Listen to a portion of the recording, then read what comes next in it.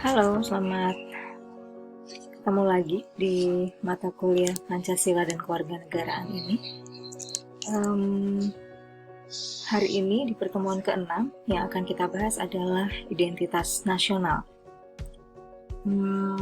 Tentu kita udah tahu ya, arti umumnya identitas itu kan sesuatu yang unik gitu, yang jadi ciri yang membedakan satu dengan yang lain gitu.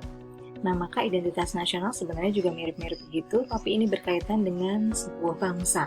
Jadi, identitas nasional adalah ciri khusus yang melekat pada suatu bangsa, dan itu membedakannya dengan bangsa lain.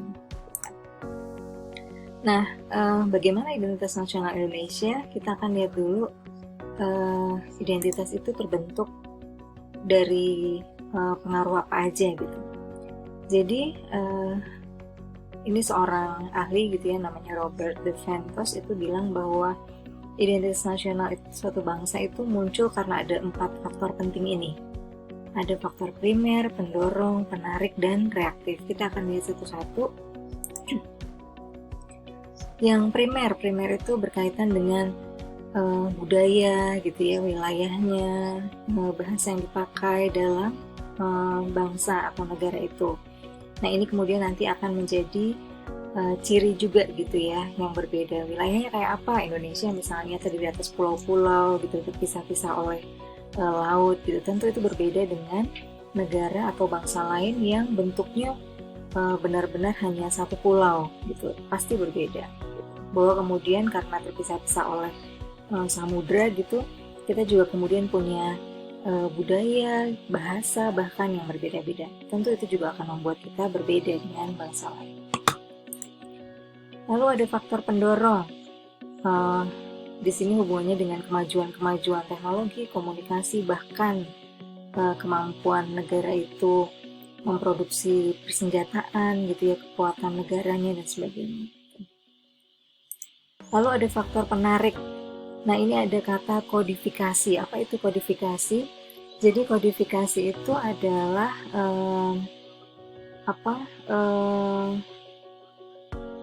standarisasi gitu. Jadi kita punya bahasa Indonesia gitu yang diakui sebagai bahasa nasional. Nah, itu adalah kodifikasi. Jadi kita punya standar gitu ya, bahwa bahasa yang kita pakai di seluruh Indonesia adalah satu bahasa Indonesia. Dan kemudian standarnya dibuat beneran gitu. Itu makanya ada yang namanya Kamus Besar Bahasa Indonesia. Di dalamnya kan ada kosakata yang kalau kita mau ngomong ini, kosakatanya ini gitu ya. Atau cara menggunakan titik, koma, tanda baca gitu dan sebagainya. Nah, itu namanya kodifikasi. Jadi penyamarataan atau penyetandaran bahasa yang digunakan di bangsa ini gitu. Dilakukan lewat apa? Lewat jalur pendidikan. Lalu ada faktor reaktif. Nah, adanya penjajahan sejarah di masa lalu itu juga adalah bagian dari pembentuk identitas nasional kita. Kalau kita nggak dijajah, mungkin jadinya nggak kayak Indonesia yang sekarang gitu. Nah, maka Indonesia yang seperti sekarang ini dibentuk dari mana? Ya dibentuk dari pengalaman masa lalu gitu. Rasa suka duka bersama gitu, rasa perjuangan gitu ya bersama yang coba dilakukan di masa lalu itu kemudian jadi memori bersama gitu ya satu bangsa ini dan kemudian membentuk identitas kita. Nah, ini apa aja identitas nasional Indonesia ini yang sudah disepakati? Ada bahasa, bendera, lambang negara, semboyan, dan seterusnya. Ini yang kemudian menjadi identitasnya Indonesia. Oke, nah ini penting. Tentu sekarang ini kita masuk ke era globalisasi gitu ya, ada banyak ancaman dari luar, bahkan mungkin juga dari dalam sendiri gitu, yang membuat identitas nasional kita mungkin nggak lagi baik-baik saja gitu. Nah, maka apa yang bisa kita lakukan untuk menjaga semua itu hanya bisa dijaga dengan dasar negara kita, yaitu Pancasila gitu. Di sini ada dimensi-dimensi Pancasila, ada dimensi realitas, idealitas, fleksibilitas. Saya jelaskan satu-satu. Realitas itu berkaitan dengan bahwa Pancasila itu bukan cuma sekedar hal yang apa sih, cuman kata-kata kosong gitu, bahwa sebenarnya ini real ada dalam kehidupan sehari-hari masyarakat Indonesia. Nah, kalau yang idealitas itu apa? Ideal itu berarti cita-cita, sesuatu yang diinginkan. Maka ini berkaitan dengan masa depan yang ingin dibentuk oleh Indonesia, berkaitan dengan cita-cita pembangunan dan sebagainya. Jadi di depan. Nah, yang fleksibilitas itu artinya adalah kemampuan Pancasila juga untuk beradaptasi atau nggak apa ya, nggak kekeh gitu. Pokoknya artinya cuman ini, nggak bisa. Pancasila bisa fleksibel mengikuti perkembangan zaman gitu. Ketika butuh ditafsirkan secara berbeda gitu ya, atau ada tafsiran baru berkaitan dengan kemajuan zaman, bisa dilakukan. Itu tentang Pancasila. Nah, ini adalah beberapa hal juga yang penting gitu ya. Ada ancaman globalisasi gitu. Ada tatanan nilai yang mulai bergeser gitu ya, bahwa dulu mungkin kita sangat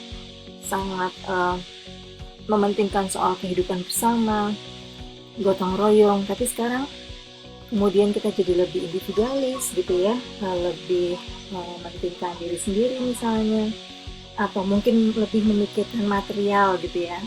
Misalnya yang penting sekarang cari duit gitu. Soal kerja bakti di lingkungan, ntar nomor 2. Yang penting kerja gitu, kayak gitu. Nilai spiritualitas juga mulai ditinggalkan, bisa jadi karena kemudian orang sangat penting cari duit, lupa beribadah, lupa berdoa dan sebagainya.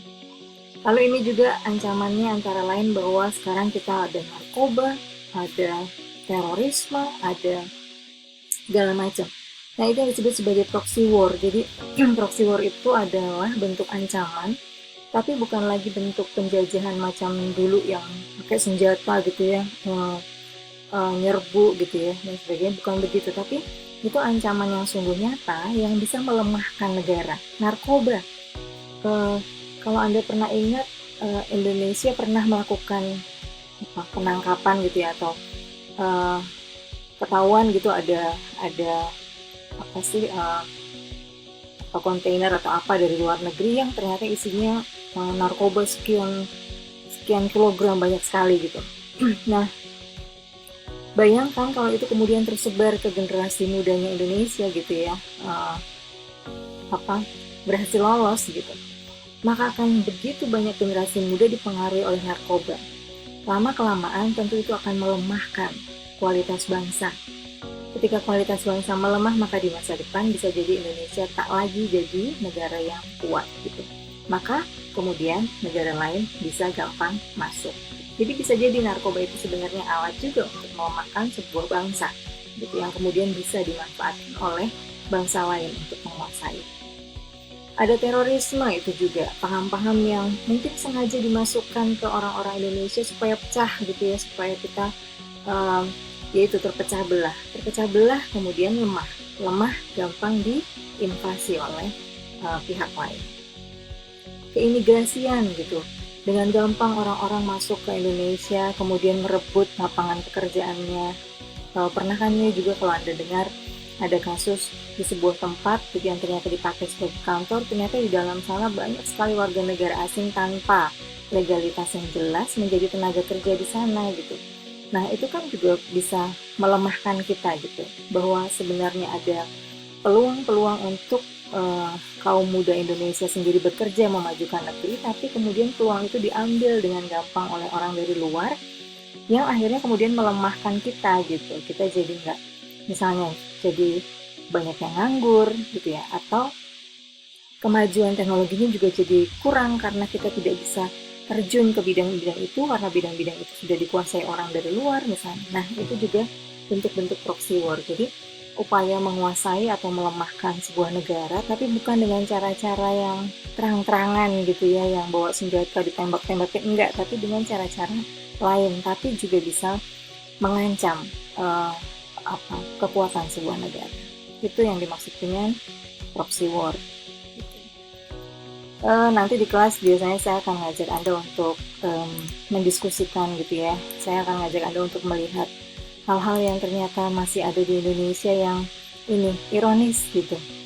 Ketika kita punya identitas nasional yang sebenarnya begitu kuatnya, punya Pancasila yang begitu kuatnya, tapi ternyata dalam kenyataan masih ada hal-hal semacam ini gitu ya.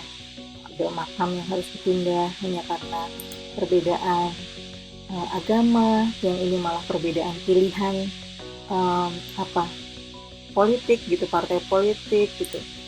Ada kekerasan hanya karena nyuri helm. Nah itu kan jauh sebenarnya dari identitas kita gitu. Nah itu yang saya akan ajak Anda nanti di kelas diskusikan. Sementara yang tadi saya jelaskan adalah hal penting yang perlu Anda ketahui tentang identitas nasional Indonesia. Terima kasih.